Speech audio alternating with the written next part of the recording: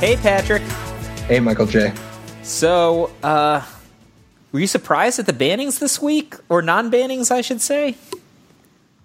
No, I wasn't surprised at non-bannings. I wasn't surprised about the bannings either. I mean, Deathrite Shaman and Gitaxian Probe. First of all, Gitaxian Probe. Who would have thought? I don't know. For Legacy to me, I don't know. Maybe I have a slanted view for power level, but neither of these cards seem defensive to me. Played against both of them in Legacy many times. Yeah, still, that's not the bar. That's not the metric. Gitaxian Probe is it is in the running for stupidest development. Like, dude, I still remember having to, like, look the R&D. I'm not going to name any names, but when New Phyrexia came out, my position was that this mechanic is a gigantic mistake in so many ways. It's not just the, like, fact that you costed the cards wrong, or that it's, like, egregious color pipe bleeds all over the place. Well, that's what it was. I mean, like, mono blue decks now get swords to plowshares, right? Like, dude, mental misstep. Oh, that was. Oh my God. Well, they just banned it in every format immediately, right? Like, no, it took them a while. Like, what about Vintage, man? Look, all I know is that people didn't even play Gitaxian Probe in Standard for a while. They just... People did. Not all people. Some people did. But anyway, you gotta admit, Gitaxian Probe is always in the running to get banned. I mean, yeah, like, Gitaxian Probe is a precocious troublemaker. I think it's the nicest thing you could say about that card. It is both extremely cheap, extremely cheap, and allows you to play perfect Magic at the same time, no matter what color you are. So Deathrite Shaman doesn't surprise me, but I am a little disappointed. We'll see. I mean, I hope that it's for the best. It's just, I always worry that there is a reaction sometimes to want to promote diversity, even at the expense of health. It's not like Deathrite Shaman is in the same league as Force of Will, but banning Force of Will would be a gigantic mistake. Oh, for Legacy? Force of Will is the only thing holding Legacy's sanity together, right? Well, Deathrite Shaman was helping. I don't know. It's probably for the best. And if nothing else, they'll just change it again. It's not like they didn't ban and unban Gush 5 times.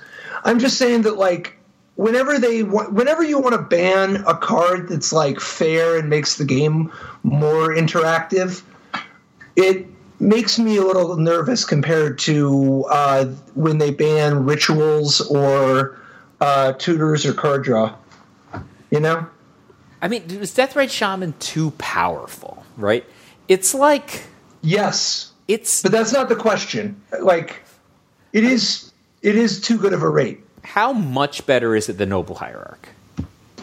Well, Noble Hierarch is a top 15 all-time green card. So, which you can read about on Star City Games this week. But, like, I do like Deathrite Shaman better than Noble Hierarch, and I like Noble Hierarch better than Birds of Paradise, and I like Birds of Paradise better than Llanowar Elf, and I like Llanowar Elf better than... Okay, anyway. No, I agree with you that it's very, very good, right? Yeah, but Noble Hierarch is better than you would do. Noble Hierarch's better than Birds of Paradise. And Birds of Paradise is better than you would normally do. I don't know. So that's what I'm saying, right? Like, but nobody's ever clamored to ban Birds of Paradise, right? I don't think it's so much better than Birds of Paradise. It's better. Don't get me wrong. It's much better. But are you talking about say that you would ban that card? Yeah, but it's not just Birds of Paradise. It's also Goblin Guide, right? Like it's also. It's better than Goblin Ooze. Guide at what it does. It's a scavenging ooze. It's a Goblin Guide. It's a Bird of Paradise. It's a Deadeye tracker.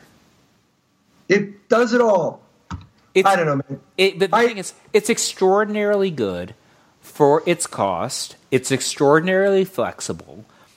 And it has some serious limitations to it. Sometimes it doesn't work at all. And it's in a format that has no shortage of ways to kill it at very little cost, right? So people have incidental lightning bolts, aren't even playing 4 a lot of the time. People have random, like, Lilianas or something that are going to shoot at it. Yeah, but so what? I'm just saying, like, it's not... this card does not seem to me the kind of thing that is ruining anybody's play experience and has the overlap on power level that I think of when I think of the card that I would want to ban in a format like Legacy. I'm not saying that I would want to ban it either, but I think it's at least defensible. I mean, it's too good. I mean, but what too good means in a format where Fire Reduce your diversity. Fire Blast is, like, not in the top 20 cards in Legacy, right? Like, so no, to say the least. Right, Fire Blast. Is Fire Blast in the top 20 red cards in Legacy? I'm just saying, if Fire Blast is not in the top 20 cards in your format, like, that's the bar, right? Like, Deathrite Shaman is not offending anybody, in my opinion, when Fire Blast is not in the top 20 cards in your format. So, speaking of the red cards, it's a good thing they didn't ban anything in Standard. Just look at U.S. Nationals. N equals 1? So, first place, blue-black midrange. Nice. Second place, Esper Control. Yes. Third place, more blue-black midrange. And fourth place, Jeskai Control. Fifth place, blue-white gifts. Sixth place, more blue-black midrange. What a sick top 6. Yeah, and I guess, the next 2 are Goblin Chain Whirler decks, Owen Turtenwald and Brent Clausen, but, like, at the very least, it would appear that there was a reaction to the Chain Whirler decks, and this blue-black mid-range deck is the answer. So, one of the things I found to be a little dubious about this top 8, or at least how it was reported, is that they just called a bunch of stuff blue-black mid-range. These decks barely resemble each other. No, they do. They totally do. So they use Torrential Gearhulk and the Scarab God and a variety of pieces of information. Of interaction. The biggest thing is this blue-black mid-range deck that doesn't have anything else besides the Scarab God and Torrential Gearhulk. I guess it has the guy Seep Siphoner. This one's probably more properly blue-black control, but like it's at least conceptually similar. Like the only difference is that these other like Nikolai's third place deck is just the same deck, but it has Champion of Wits. And Dylan Brown's deck is just the same deck, but with Champion of Wits. The only difference is that Joe Bernal doesn't have Champion of Wits in his deck. He just played with Argul's Bloodfast. 4 copies of Torrential Gearhulk instead of a lower number. We can run through the specific, but I'd even argue that the Esper deck is pretty close to the blue-black control deck. It just happens to have a certain Planeswalker. Yeah, it's the same deck too. All these decks, there are just not very many strategies. If you want to fight against the Chain Whirler people, if you're not going to join them, what else are you going to play? Well, the thing is that I was surprised about, like, you can look at it in... Bernal's got 4 copies of Glintsleeve Siphoner, so does Dylan Brown, but the other one doesn't have any Glintsleeve Siphoners in the main deck, the Esper build, right? It only has... Yeah, but the Esper is something different. That's because you've got Teferi. Besides, I think once you're playing Teferi, your bar changes a little bit. What do you think about all these main deck Argul's Bloodfast and Glintsleeve Siphoners? If the story going into the tournament, right? Like, we're not talking about how the top 8 actually should. Well, it's great. You got to win the mirror. It's kind of kind of surprising if you think that. Well, you also have to beat all the green decks. It's the green decks. Remember, they just published the data, and anybody who's been playing Mitgo a lot recently has been seeing how well the various Steel Leaf Champion Llanowar Elf decks have been doing. Oh, yeah. There's a version from the top 16 I think is worth visiting also. I thought it was pretty exciting, the 9th place deck. Yeah? Yeah, I mean, I don't know. Where do you want to start from specifics? Let's start with the 9th place deck. All right. So 9th place deck was played by Dion Smith, Steel Leaf Stompy version. And he's got Blooming Marsh and Woodland Cemetery, 4 of each of those, and a swamp. A basic swamp. Yeah, but lots of people play swamp. I don't know about that. That's not in my Steel Leaf guidebook. You always talk about not playing swamp in these decks, and then they always play swamp. They don't always play swamp, but he's got 24 lands, so I guess he's playing more lands than maybe I would have played by one, maybe a swamp, when I was playing this strategy. But no explore guys, right? So I thought it was kind of curious. He's got Resilient, Kenra, and Scrap Creep Scrounger, but not an explore guy to be found. 4 copies. That is interesting. Thrashing. Yeah, but I thought that the reason you would play those cards is because you play a bunch of explore guys, you're getting all this, double extra card advantage. But he's got his deck's like a mid-range deck almost, right? So he's got 3 copies of Walking Ballista in the main deck and 2 copies of Nissa Vital Force. It's like, this is kind of really interesting. And he's really de-emphasizing the super fatty boom boom element of this deck that was so popular around the time of the Pro Tour. Only 2 copies. Just 2 Galtas? 2 copies of Rhodas and 2 copies of Galta. So he's like not super fat. Instead, he's like medium mid-range with a bunch of random card advantage creatures. I don't know. I kind of dig this deck. Yeah, I mean, this is all right. I like the blue-black decks better, but I do think it's kind of clever the amount that he's shaving the big and moving away from if you move away from the big stuff, then you don't need the card draw of the Explore guys as often, and he plays a little bit more. Even though you mentioned him playing kind of mid-rangey, he's also actually kind of fast. Like Scrap Heap Scrounger obviously always beats, but like the use of Resilient Kenra and Nissa giving him a little bit more haste and virtual haste than you normally see. Yeah, I think that this has got to give him like some oomph against God Pharaoh's Gift also. Like I think that's where some of this is coming from. Especially if you look at his sideboard, right? It's all card advantage. So, do you think that? This is a classic standard mid-range sideboard plan if I ever saw it. Put in some Planeswalkers, some Lifecrafters Bestiary, some 5-drops. Let's go. Sky Sovereign is like, for a Stompy deck, that's their equivalent of a Jameday Tome, right? Like, come get some Sky Sovereign. Ripjaw Raptor. This guy's just drawing all cards, right? So do you think this deck would incorporate the new Super G? The GGGGG guy? Yeah. I think this deck Super G, yeah. Is the Gigantosaurus. I think this deck is a great candidate for that. I mean, he's willing to main deck 5s like Nissa Vital Force, right?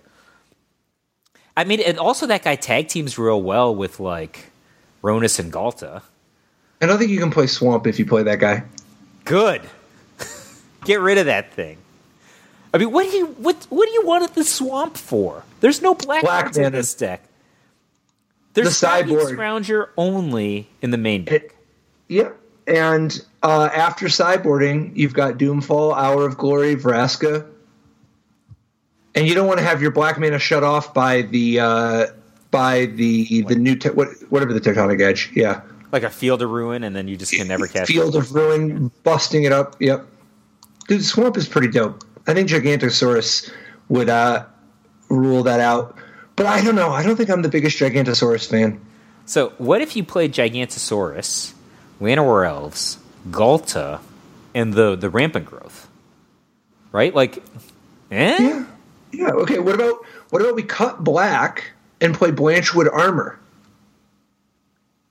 Branchwood armor. Yeah, Brontodon is a dinosaur too. I mean, I think you could legit play for the rampant growth. I know. I know, but like the rampant growth gets forest. It's good for the Blanchwood armor plan.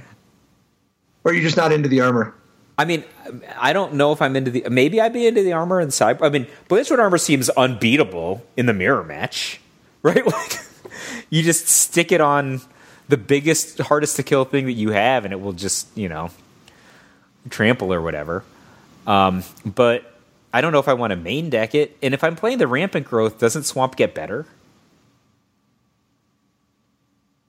Yeah, it does. You're right. I don't know, man. I think I could see going. I mean, Stompy's already one of the highest performing decks by percentage. If you're in the market for dinosaurs, what about that Runic Armasaur from M19? The of course that Magic 2019, whatever. The 1GG 2/5 dinosaur. Whenever an opponent activates an ability of a creature or land that isn't a mana ability, you may draw a card. So I think I wouldn't. It's only 3.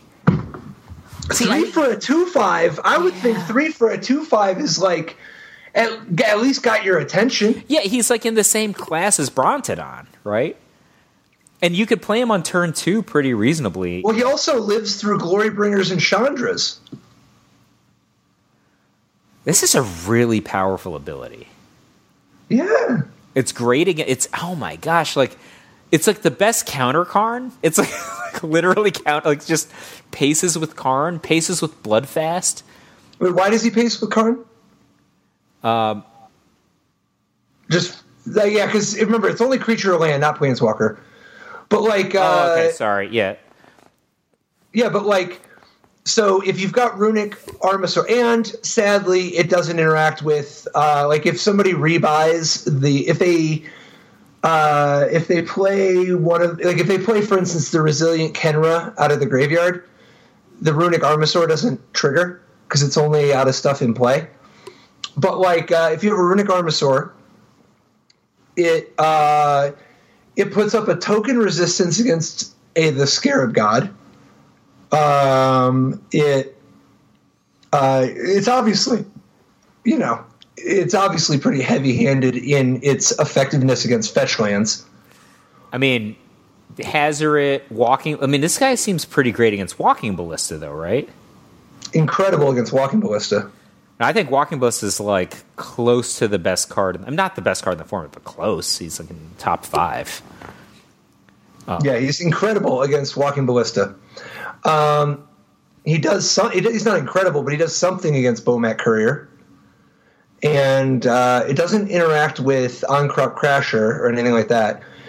In theory, it could interact with Hazoret, but I don't think it comes to that much. I don't know. I mean, he'd say interacting fine with Hazoret. I mean, he's just not stopping Hazoret. It stops Ronus for the most part. So there's it does some things. The big thing is that it really messes up Evolving Wilds, let alone fetch lands in Modern. But if you're playing this guy, like I'm just thinking about how you run him heads up, right? He's not really, despite his gigantic 5 toughness for 3, he's not really stopping anybody on the other side, right? Like there's 5 power plus all over the opposing deck. I don't know where I would want this card. Is it? I mean, it's just absolutely fantastic against Walking Ballista. Most of the stuff has like free triggers for card advantage. Like Explores or is tapping to beat me for it's interesting against a Brontodon, depending. No, it doesn't affect Scrap Heap Scrounger either, Patrick. No, it doesn't. But dude, it is a dinosaur, so I think that once you're getting mileage out of dinosaurs, like if you're playing dinosaur tribal stuff, this guy's like pretty solid. Yeah, and like, all right. I think it depends which vehicles I'm playing. Also, right? Like he doesn't. No dinosaurs. I know. But I see. Like, in case you're playing the the current Stompy deck plays typically plays 3 to 4 Heart of Kirin in the main deck. Sometimes they play Sky Sovereign in the main deck. Often play Aether Sphere Harvester in the sideboard, right? So I think like which vehicles I'm playing actually matters. Because he's not good at accruing a heart. Right. No, he's not. I think he's okay. I don't know. I was much more excited when I thought that it was triggering on Planeswalkers. Sure. What about Thorn Lieutenant? Could that make an appearance in these green decks? The 1 and a green, 2/3 elf that when it's the target of a spell or ability an opponent controls, create a 1/1 green elf warrior creature token, and then it has 5 and a green to give it +4/+4 until end of turn. So it's an easier to cast Elvish Warrior right out the gate. And then getting a 1/1 green elf when your opponent tries to target it with a spell or ability, whether it's a Planeswalker activation, a removal spell, whatever. I don't know. And then it can hit hard if you got the mana laying around. Like I feel like if I'm gonna deviate from the cards that Dion's playing already, if it's me, I have much more of a bias to go for the speed card advantage of the Explore guys than the maybe my opponent will cooperate with me card advantage of this guy.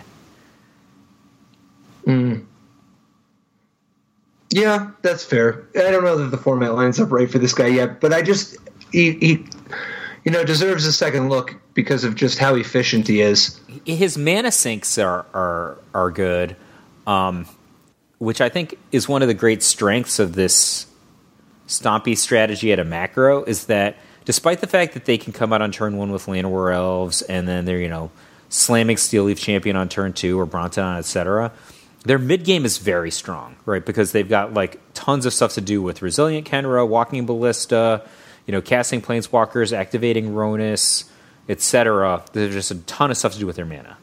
And so he actually falls in line with that as a very strong plan B, though. Do you think that the elf thing could be real at all? I mean, they got that Elvish Clanecaller, of course. Yeah, I love the Clanecaller. Yeah, the Clanecaller. That's like a -1/-1 compared to other tribal wards, although just mono green, which is nice for the elves. But then with that 6 and tap ability to search up another Elvish Clanecaller and put it onto the battlefield. I like him very much. Because I think there's a bunch of good elves now. If you're gonna like Dion did, if you're gonna start Nissa Vital Force, right? You're like, all right, I'm in the market for a 5 casting cost Planeswalker that doesn't really defend itself very well. Right? I guess he can kind of. You just put a creature in front of it with an untap.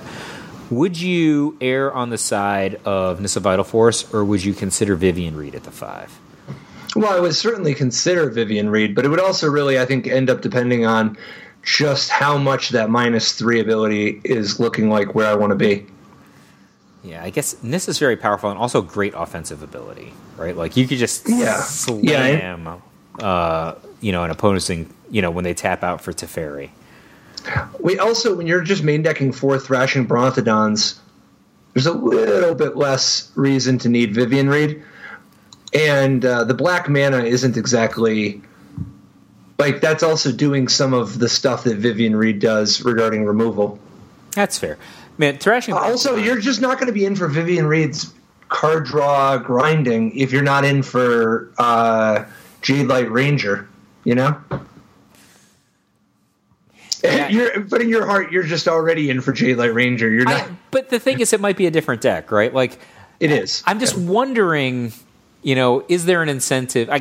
I just go back always to some of these strategies that Mike Long actually used to do. Where he was probably an underrated deck designer, from a historical perspective. He probably did a lot. Well, only underrated in retrospect, because anybody who was around in that era, he's one of the all-time greats. Yeah, I learned so much about deviating from what other people's expectations were, or building rogue decks and stuff from studying what Mike did. And I'm just wondering, is there space for... What if we just made a mono green deck and it was a mid-range mono green deck? Is there incentive to that in the format? Versus doing some of these things, a faster deck like this Stompy deck, or branching out into other ramp colors like black, like the Hour of Promise deck from the Pro Tour. I mean, I think maybe there might be. There's a lot of exciting cards that you could potentially be playing. Whether it's dinosaurs or some combination of the cards that we've been talking about and dinosaurs and stuff like that. But I don't know. Is that really going to stand up against a blue-white deck? Yeah, I don't know. I would want to know how you're planning on interacting with people's Teferis. Or their Scarab Gods, right? Like, I mean, the Teferis I'm less worried about because you can... I know that's an insane thing to say out loud, right? But you can attack them with Nissa. The Scarab God. Yeah, but part of the problem, though, is that they've got you forked with, like, Fumigate and Settle the Wreckage, or they've got all these Fatal Pushes and Vraska's Contempts. Yeah, that is a very strong strategy. It does everything well. So... There is one other green creature I wanted to see if you thought that maybe there's anything that could spawn from it, though, while we're on the note. Sure. Goreclaw, Terror of Qal Sisma. The bear? Oh, yeah, the bear. So 3 and a green for a 4/3 legendary bear. Creature spells you cast with a power of 4 or greater cost 2 less. And when Goreclaw, Terror of Qal Sisma attacks, each creature you control with power of 4 or greater gets +1/+1 and gains trample. So just let's suspend for a moment the idea that Abrade or Lightning Strike exist. Let's just set that aside for a moment. Sure. Could Goreclaw, Terror of Qal Sisma, could this guy be a heavy-hitting 4-drop for decks that also want to ramp into, like, 7-drops? I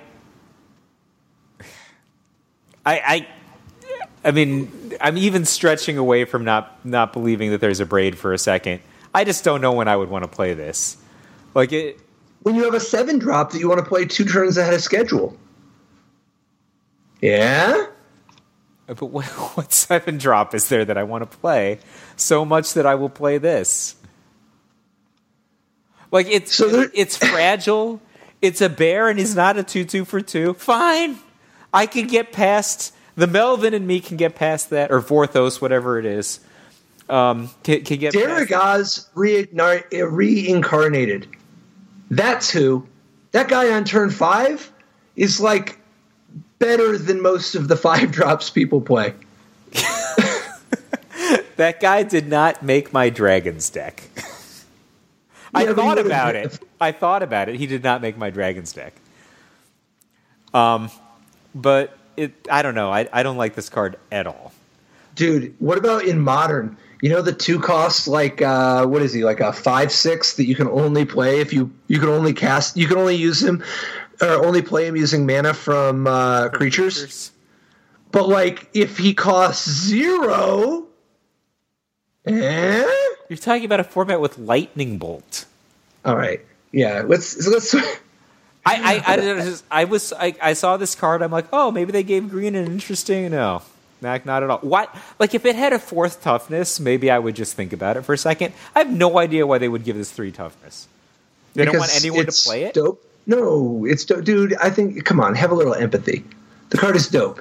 It's not a card they wanted to push for high-level constructed that much, or perhaps it is, and they wanted a structural weakness against red that green doesn't normally have. I don't know, man. I'm stretching here. All I know is there's a 5-power creature that I would want to play that this doesn't even reduce its casting cost at all. Right? That's the first thing. And then past that, I'm like, this costs more and does less than a bunch of cards that didn't make the first cut in my green deck. Right? Like, okay. I have to think, I'm like, oh man, Thrashing Brontodon's a fantastic card. And I have a tension as to whether I'm going to play that or Jade Light Ranger, right? Those cost less than this card. What about Kevin Jones' Jeskai control deck? Oh. Is there any argument for this over all these different blue-black or blue-black X builds? He's got the whole world in his hands, but he's also torrential gear hulking with just full-on Teferi instead of the Teferi, the Scarab God split, or just the Scarab God. And then he's got Whirler Virtuoso instead of Glint Sleeve Siphoner. Yeah, I mean, obviously there's something here, right? Whirler Virtuoso is a heck of a Magic card. It's interesting how the format is shaped up because, a year ago, Whirler Virtuoso was the card that the red decks were terrified of, right? Now, having a bunch of 1/1 creatures is less of an issue for the red decks. But the ability to go wide on your 3-drop is still a pretty substantial threat against other blue decks. And, as long as you're not getting buried by a Chain Whirler, you buy a lot of time against red with Whirler Virtuoso. Also, the content... 4 Magma Spray and 4 Harness Lightning plus 6 2-mana counterspells doesn't, do the worst job of buying you some time either. Oh, yeah, this deck is great at buying time, right? Like, Harness Lightning is like the great, underappreciated card of Standard. It's one of the most powerful removal spells. It only costs 2. And, it just, for whatever reason, it's become unpopular in the last couple of months. But, he's got 4 Aether Hubs, 4 Glimmer of Genius, and, he can defend himself very, very well in the early game. And for the Whirler Virtuosos, of course. Of course, right? And then it's a very good Gear Hulk deck with, sensors and cheap stuff to get in there. Are you in for no Sealaways and no Abrades main deck? Abrade, I'm a little, gritting my teeth on. Seal Away, I don't care that much about that. Like, this deck has other things to do. In the worst case, if there's some, I don't know. I think if there had been, commit to memory or something, I'd be a little more conviction on that. But I guess he just has to lean on his permission more, right? Like, but he can deal with small things very well. Like, the decks that have Seal Away don't typically have Magma Spray. He can answer on turn 1 things that they would be dealing with on a later turn. Half the time you're Seal Awaying something that's, not that big. Yeah, I don't know that I'm the biggest Seal Away guy right now either. It's okay. It depends on how much red you're expecting. But actually, on the note of red, while Owen played stock red-black just like he did at the Pro Tour, and who can blame him, all the way down, including my 2 Abrade, 2 Lightning Strike split. But Brent Clausen was rocking the Wizards Lightning style of fast red aggro, fast mono red aggro. Sure. 4 Shock, 4 Lightning Strike, 4 Wizards Lightning. Before we jump there, I just wanted to note one thing about Kevin Jones's list. Yeah. In love with any of these blue-white or whatever blue-X control decks sideboarding Walking Ballista, I think it just, I think we saw Brad do it a few months ago, but it is a very underappreciated potential direction you can go in the control decks, and I think it does wonders for your green matchup, right? Like, you're mid-game murdering land werewolves and stuff, and if you're in a situation where you're an opposing blue-white deck doesn't counter it, even just cast it on turn 2, it doesn't get countered, just sit there and kill them eventually. Right? You don't have to walk into the things that it interacts with, right? Like, Seal Away and Settle the Wreckage are potentially very poor against Walking Ballista. So, I mean, they might not be in their deck at the time, but if they are, they're not very good against it if that's the game plan you're going to go for. It's just a time bomb. But I think it's very good against decks that are like Llanowar Elves and Glint Sleeve Siphoners and that kind of stuff. It is kind of sweet that even if somebody is on the better side of the even if somebody's got Broken Bond instead of the cycling one that only hits artifacts, Broken Bond, the value you get from it, the sorcery speed naturalize, is in that ability to play a land from your hand onto the battlefield, giving you a little bit of extra acceleration. But if the Ballista responds by going upstairs, you don't even get to play the land. So it's not like the green deck can even have the stuff line up right that much. Yeah. All right, so let's jump back to Brent Clausen's deck, and you're with the Wizards Lightning, which is fairly new innovation, right? We haven't seen this at a.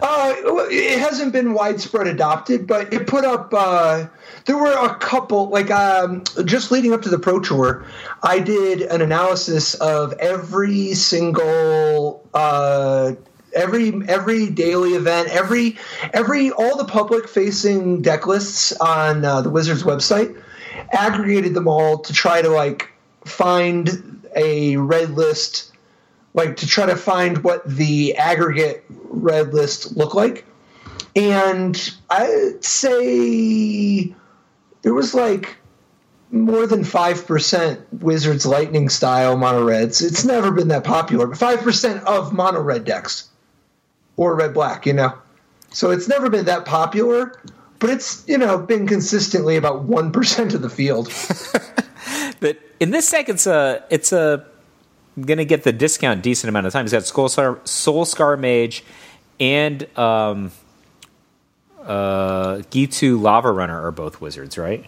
Yeah, the Lava Runner is an important one here, giving him an extra pup, very much. And the fact that the Lava Runner's a 1/2, so that it can actually live through the Chain Whirler. Yeah, I think this card is pretty sweet, and I'm surprised more people don't play it. Right? It's 2/2 haste a lot of the time for 1 mana. I mean, I guess you don't get the value of it on turn 1 that often, but Well, but you've also got 4 Soul Scar Mage and 4 Bomat Courier, so there are some other 1-drops you can play early on. Yeah, until you get him set up where he becomes, better than Goblin Guide. Mm-hmm. I guess it depends what you think better means, because I really like the fact that Goblin Guide gives you all that information, even if it gives the cards sometimes. Yeah, just take a little peek, see? It's pretty helpful when you see that they're about to draw a skull crack, and you're just all right, I'm going to play around that for the rest. Mm-hmm. I'm definitely going to resolve my Lightning Helix in a way that I gain life. Thanks for the information, Goblin Guide. Do you think there's any chance that you play Lightning Mirror in a deck like this? Lightning Mirror is so dope of a card, but man, does Goblin Chain Whirler. Lightning Mirror is going to be... Lightning Mirror is he's going to be a solid creature. I don't know if he's ever going to see standard play, but he's gonna have... You wouldn't sideboard this guy? I don't know. Yeah, probably I would. It seems good. He'll see. I think he'll see some play. He's going to be phenomenal in bigger formats. I really like him, elsewhere. But I guess you're right. Maybe as long as you're not going to get Chain Whirler, then he's strong. But anyway, here unique things about Brett's deck other than the Wizard Lightning: 22 mountains. We have seen much higher land counts than this in recent red decks. 24, even 25 lands sometimes. I think the difference, once you move away from Glorybringer and Rekindling Phoenix, at least in the main deck, and really focus on the 1-drops and just top out with Hazoret, there's just, 22 land is going to look a lot more normal. It is kind of interesting, though, that he's got 3 Chandras and 2 Phoenix in the sideboard, but not, doesn't have a 23rd land. Oh, and this deck is just never kicking the fight with fire, right? You'd be surprised. I was teaming with Gabby recently, who's playing our mono red deck, and wow, did she get to a spot? But turn 9 rolls around, and she's ready to kick any fight with fires. Sometimes you flood out. The games can be attrition-y. Yeah, with this style. Yeah, I mean, who knows? Just sometimes if you and the other person are just trading 1 for 1, 1 for 1, 1 for 1. Yeah, I always feel like this style is just dump my hand and throw all of my stuff at you offensively, and a lot of the time it's going to work out, and when it doesn't, next game. Well, I mean, so how much different is this version really than the GP winning list from last weekend? Braham Thomas's mono red deck. I mean, it's got 23. It had 23 mountains instead of 22. But it's basically just instead of Wizard's Lightning, there's Wizard's Lightning here instead of the Abrade there, and then there's the that 1-drop instead of just a few more of everything. I mean, I think the principal difference I would Goblin Chain Whirler. That's the difference. Well, in addition to the 23rd land that Braham Thomas had in the main deck, Scavenger Grounds in the sideboard is, it's going to bring up to 24, which is going to make stuff like Fight with Fire's Kick more plausible. But then, of course, you're going to be able to cast cards like Glorybringer, which aren't even in this deck, right? That's what I'd think. That if you're going to talk about like going long and attrition in the red deck, Presence of Lands is going to be the thing that enables you to have a maybe more potent top decks when you're flooded out. Because if he floods out, he's going to draw Soulscar Mage or something like that. Well, I mean, Thomas had 4 Soulscar Mage. I mean, something that's way less powerful than a card that you would likely have in your deck in a game that Scavenger Grounds was sided in. Right? Oh, sure. That's what I'm saying. Like, in all those games of Scavenger Grounds, like likely every game that you have Glorybringer in your deck, Scavenger Grounds is in your deck, right? Definitely. Do you think there's anything from 2019 that actually just slots into this fast mono red style? Nothing off the top of my head. I think that there's a lot of very, very... Well, I don't know. What about Dismissive Pyromancer? Is that any chance there? I don't think so. No. I mean... Well, no, I was just role-playing as a Dismissive Pyromancer. I think there's obviously a lot of interesting red cards to build around. Dude, what about Banefire, though? Do you think people could Banefire in their mono red decks? I love Banefire. Of course you do. I'm a big fan of Banefiring people. I don't know. That doesn't seem like the kind of card I can't be countered. Sometimes it can't be countered. Right? Yeah, whenever it matters. How nice is it to Banefire and actually know that you're going to win? I have known that many times. I've Banefired, I've Demon-fired. They were all great. I think Banefire is going to be the real deal. I think that these Teferi decks have got to get their act together. Because like Banefire you for 5, Banefire you for 6. Oof. That's going to be nice. Do you think Banefire is going to be a big deal in the red decks, or do you think it's like maybe red-green? Well, of course it's at its best in red-green. Yeah. I think it's actually got chances of showing up in non-green decks. Oh, sure. I mean, Banefire was... I think Banefire is popping in this new format. I mean, it's probably fantastic in Jeskai. Yeah, I could see that. I mean, that's where... I think you want to be really aggressive, though. Yeah, like... I would aggressively draw lands with my card drawing and then cast a giant Banefire in your face. Maybe.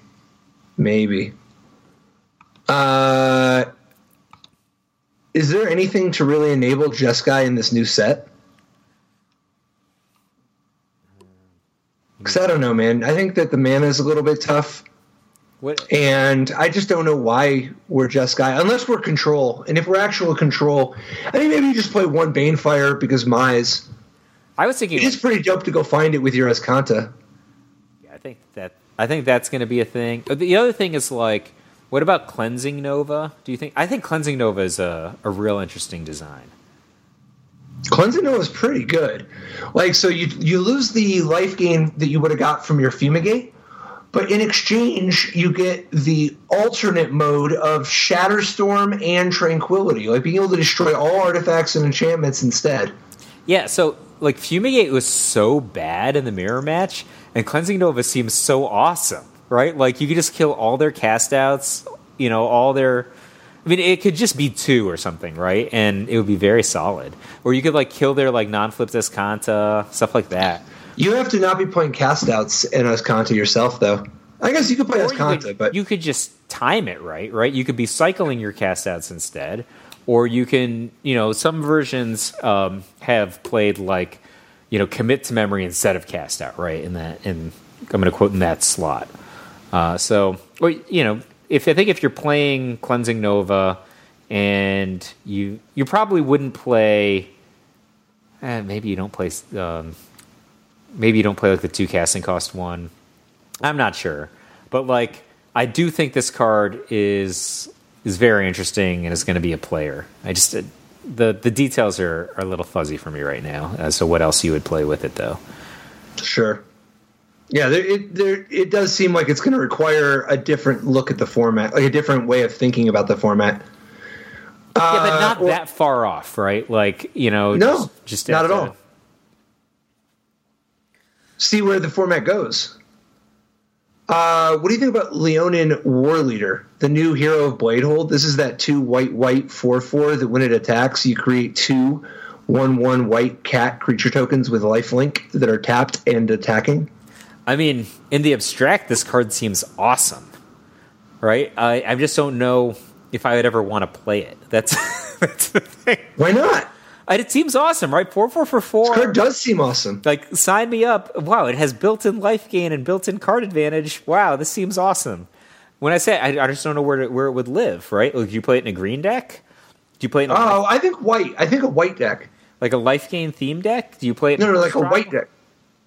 Dude, it's not about you're always in for horse tribal. Dude, what about cat tribal, man?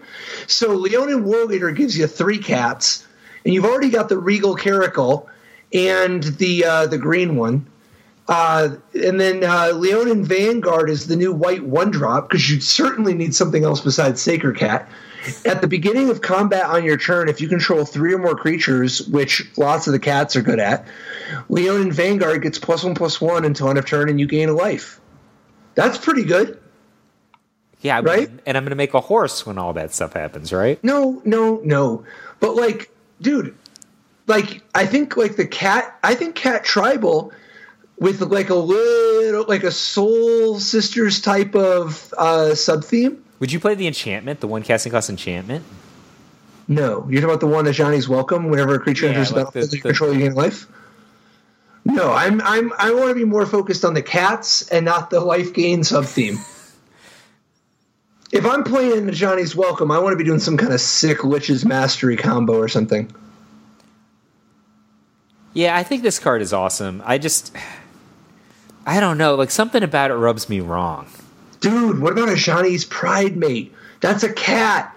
Whenever you gain life, you may put a +1/+1 counter on a Johnny's Pride Mate. So it works with Sacred Cat. It works with this 1-drop guy, basically, it's more, Leonin Vanguard is more or less a Toolcraft exemplar.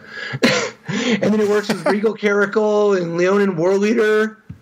Dude, the Johnny's Pride Mate is going to be nice in Cat Tribal. Oh, I agree. I mean, you can Metallic Mimic? You can even play, like, Invoke the Divine, which they made sure to reprint so that you like, just give it a second look, guys. Invoke the Divine? Yeah. Please do not be talking about that because of 4 life. Is it really the 4 life? Yeah. Oh, my God. I'm making a horse, Patrick. I'm writing down all the things that you're saying, but I'm just adding 4 horses. Dude, what about Mentor of the Meek or Militia Bugler? What if instead of, like, the horse sub-theme, you had some bugling? I just drew cards instead. Well, because these guys, like, the bugler can, he impulses for things that have 2 or less power, and the Mentor of the Meek makes you able to pay a mana and draw a card each time you get a guy with 2 or less power. Well, lots of the cats, even that get bigger, like a Johnny's Pride Mate gets bigger than a 2/2, but it starts out that way. And the Leonin Vanguard can get bigger relative to where it starts, but it procs all these things. And then the Regal Caracal and everything, all the good cat cards, really. And then, like, eventually you just sweep the board with of everything that has a power of 3 or greater. Oh. And then you attack them? Yeah, or whatever. You're not into Cat Tribal. No. You know what card is exciting to me from White? Super exciting. I know the 3. Yeah. Suncleanser. Suncleanser? Yeah. I thought you were talking about Resplendent Angel. So Suncleanser is that 1 and a white, 1/4, that when it enters the battlefield, you choose one. You can either remove all counters from target creature, and it can't have counters on it as long as Suncleanser remains on the battlefield, or target opponent loses all counters. That player can't get counters for as long as Suncleanser remains on the battlefield. What are you looking to do with this thing? So it's not the most exciting card of all time, but it just does so much for what it's asking for. So first of all, if you're playing like a defense, if you're in the market for a defensive creature, 1/4 for 2 is awesome. It's just fantastic, right? Like it will really ruin the day of many small red creatures, right? The way life is built right now.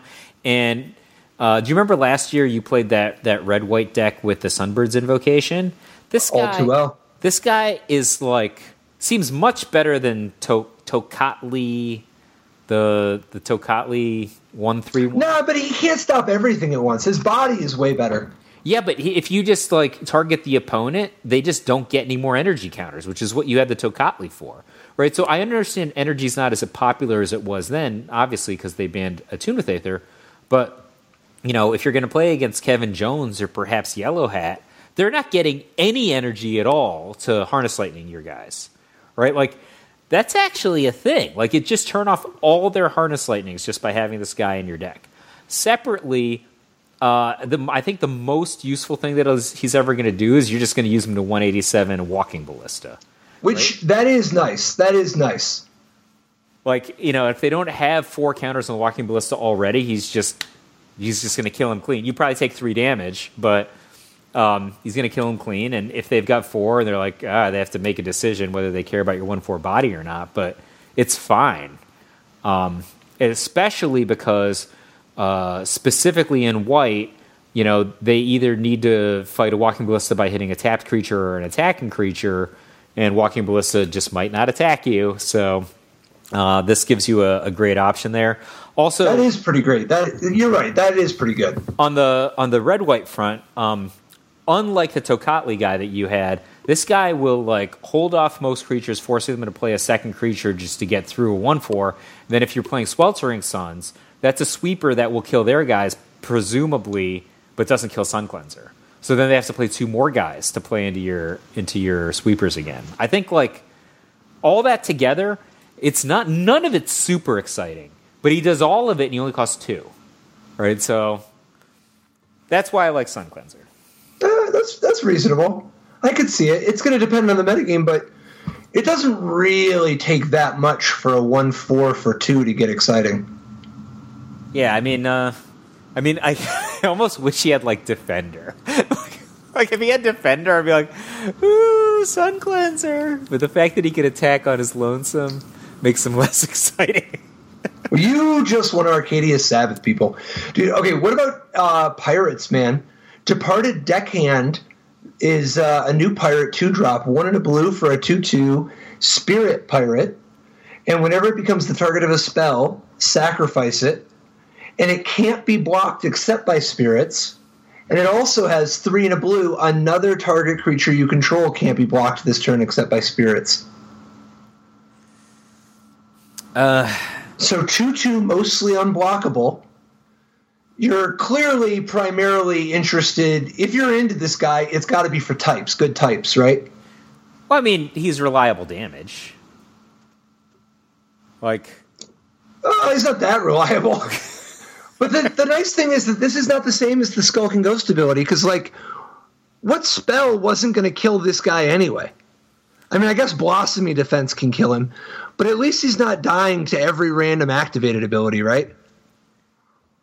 Yeah, I think, it's funny to say he's solid when he's not solid, right? He's literally not solid. But yeah, 2/2 for 2. He's got it's not that much of a downside. Like you said, right? Anything kills something at this size, right? Unless it's specifically one of those cards that gives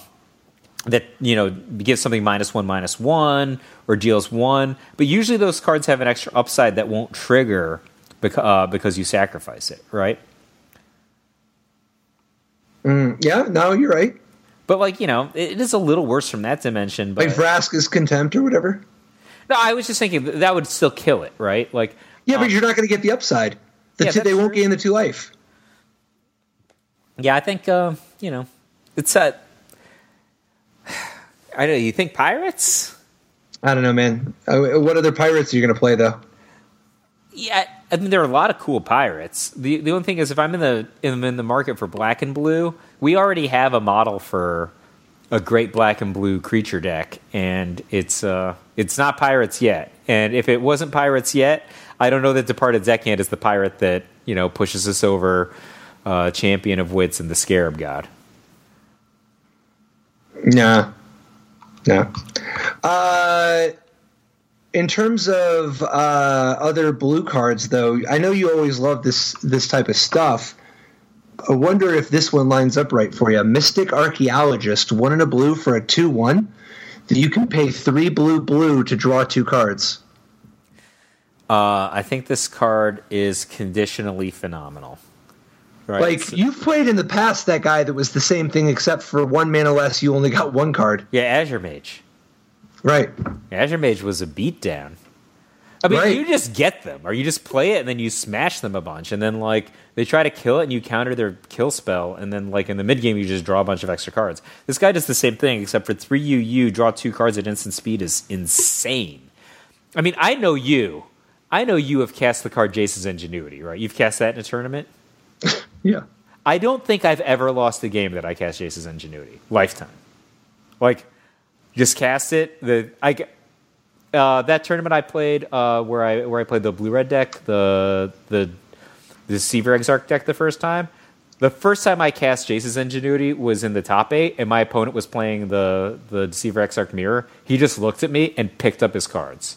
He literally scooped in response to Jace's Ingenuity. And then we had it in the black-blue Pearl Lake Ancient deck when I won that PPTQ on the way to Vancouver. This guy is like a Jace's Ingenuity on a stick. You only draw 2, but he's a 3rd card. And he got like 8 in before you did that. And he's a constant threat. You don't have to deploy anything but lands. If your opponent doesn't deal with it, like, it's just going to beat them.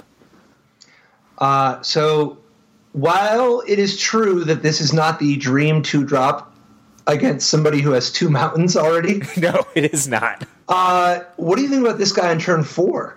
Because he's a wizard, right? So you can, like, protect him with Wizard's Retort. Yeah. And then untap, and then you're in business. So I think of this card way more like I thought of Glintsleeve Siphoner before this weekend, right? So obviously Glintsleeve Siphoner has done a lot of damage over the course of its, not particularly long life as a main deck card. You know, in black aggro decks and previous versions of, like, Jund or black-green.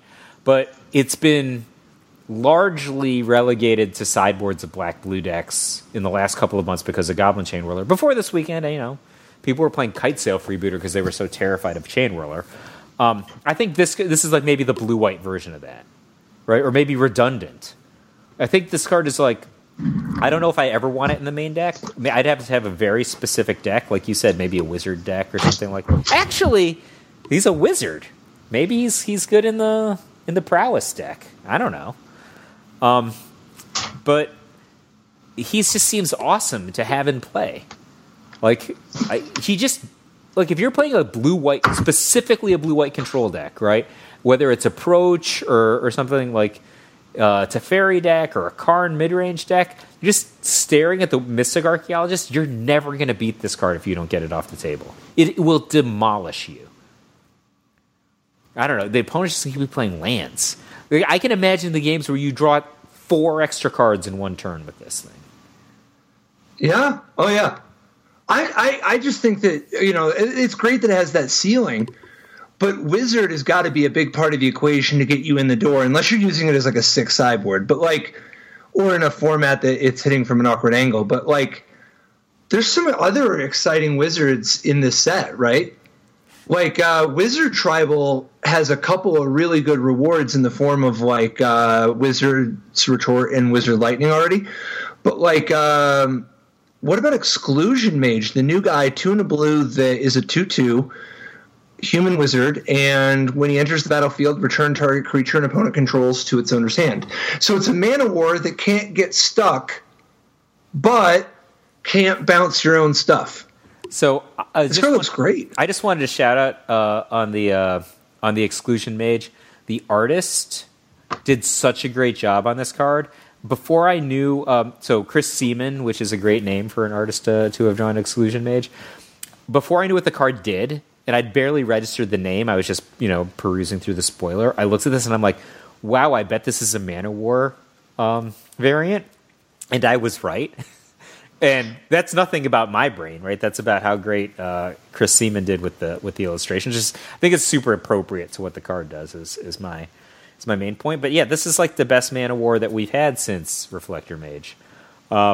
It's obviously a little worse than Reflector Mage. Well, probably it's also a wizard though. But it's a wizard, which, like you said, to Wizard's Tribal could be relevant in Standard. And it's good. It's costed, right? Like most of the Mana Wars we've seen in Mono Blue the past couple of years have been like 4 or even more mana than this.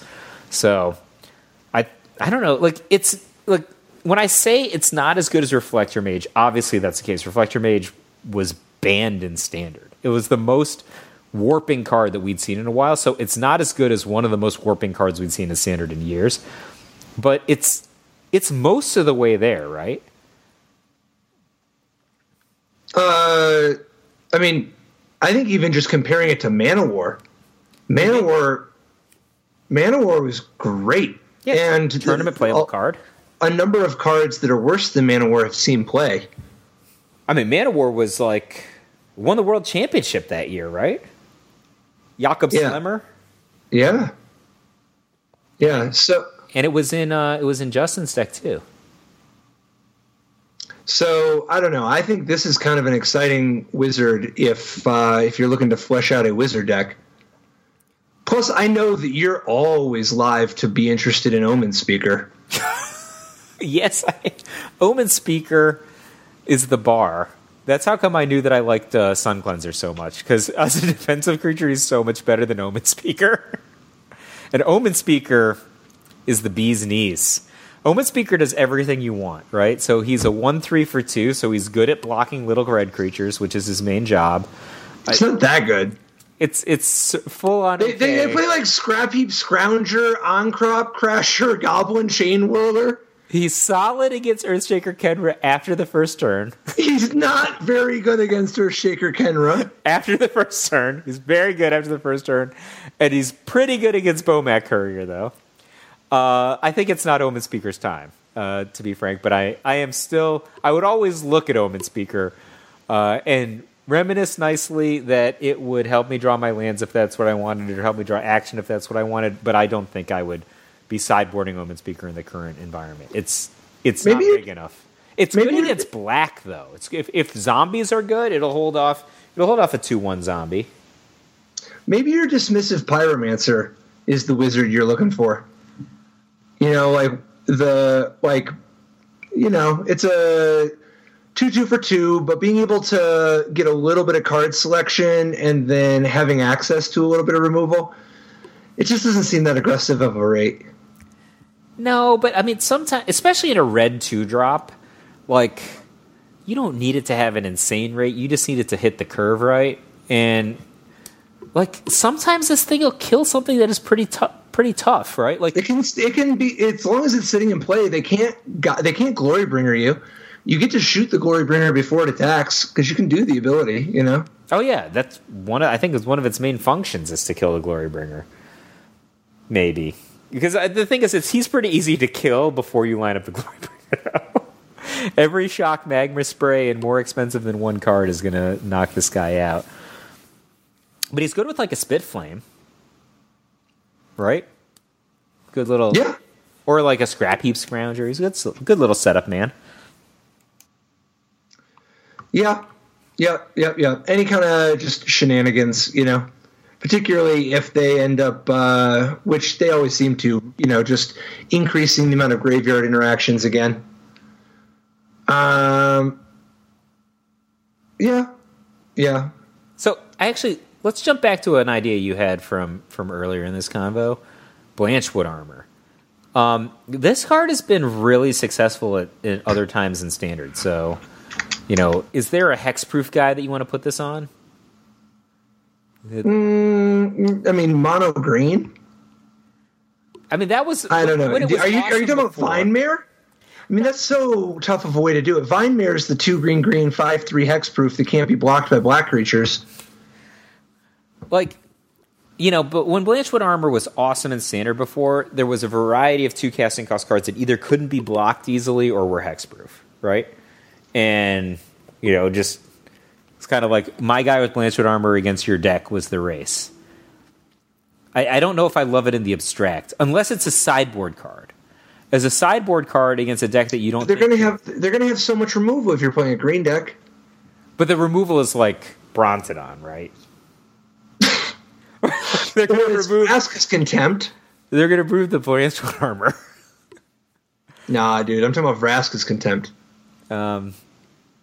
Yeah, then maybe I don't love the Blanchwood Armor because I think that if I'm just play like this mono forest deck that we were talking about earlier with Llanowar Elf and the Rampant Growth and a bunch of dinosaurs, I don't know if I need Blanchwood Armor. My guys are all 10/10 already. Right? Like, yeah. Unless they're Llanowar Elf, and I mean, that's not his job. Yeah. So, are we still on my Blanchwood Armor from earlier? No, I'm off it. Dude, could it be Phylactery Lich's time to shine? I hope so. Man, that card seems to me like it should be good. It seemed to me it should be good the last time it was in Standard. That's got to be good against these red decks, right? I mean, well, they can abrade the Phylactery, though. If it's not indestructible. Is there anything that starts indestructible that we can try? No, not in Standard. Yeah.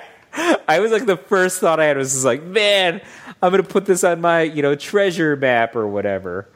But no, they're just going to, or I might accidentally flip it, probably I won't do that. But if you accidentally flip it, it's going to kill the Phylactery, right? Because I don't know what you mean. Like accidentally flip it. If you make a treasure map into a Phylactery, right? Oh, yeah. And then you flip it, then the Phylactery Lich dies. Stop being a Phylactery, yeah. Yeah, it seems like it should be awesome, though. 5/5 for 3, indestructible. I guess every deck can handle a Phylactery right now. Every strategy, right? Everybody's got, like, Brontodons or Cast-Outs or... I mean, even the Phylactery Lich itself is... Teferi. Yeah, it's not particularly robust against white removal. But it's still... I don't know. 5/5 for 3?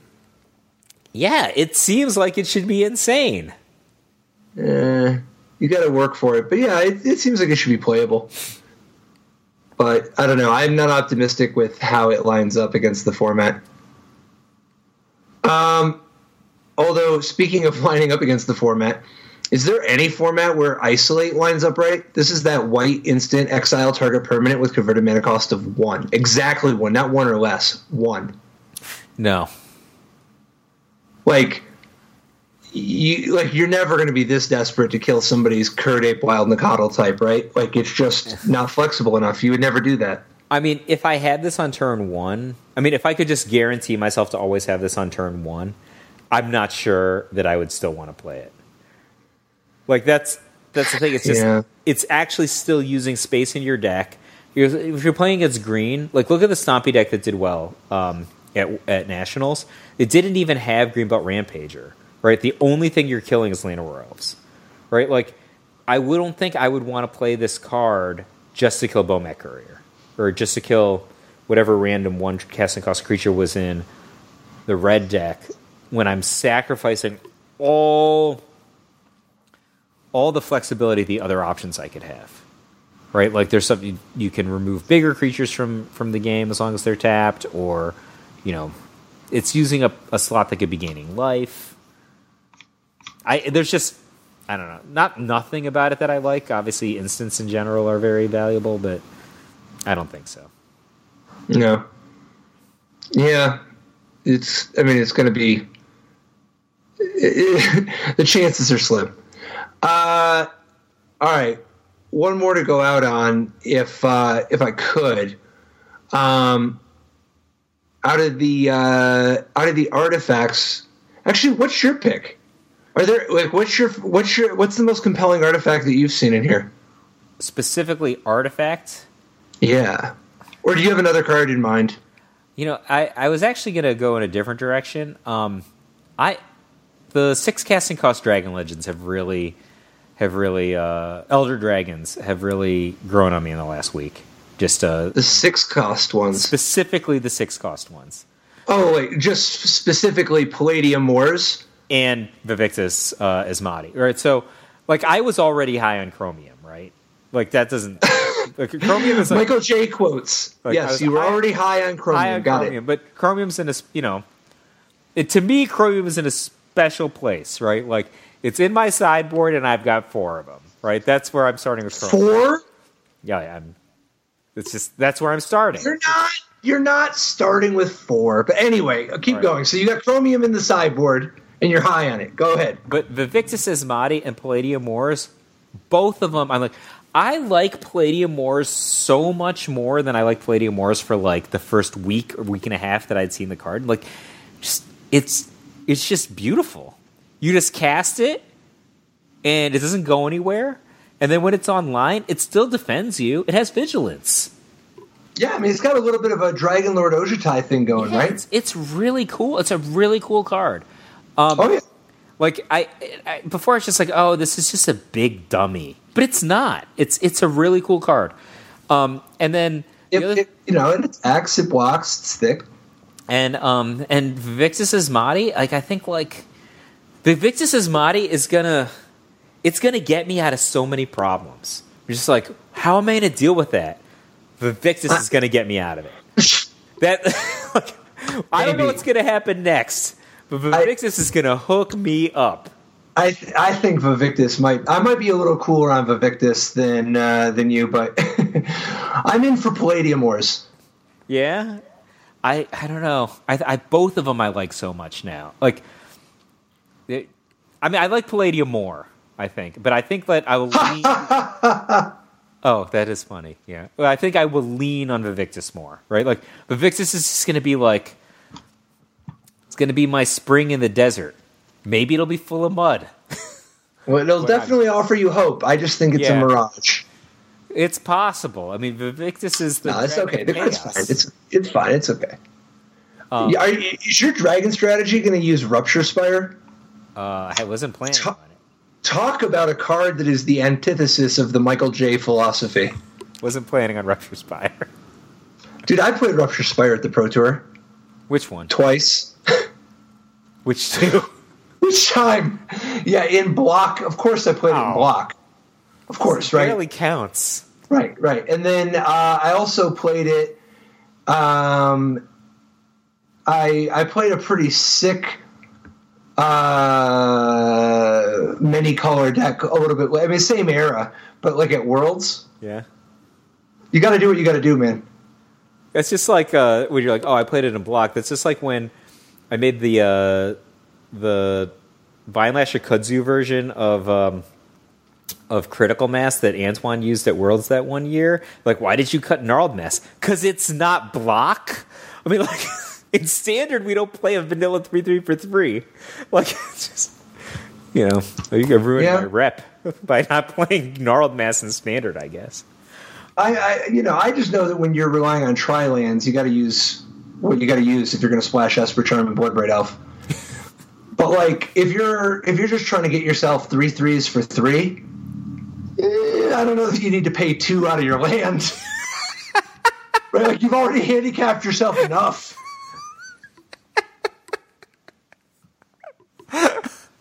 Can you imagine? I can't imagine you Rupture Spiring. All right, man. See you next week. Bye-bye.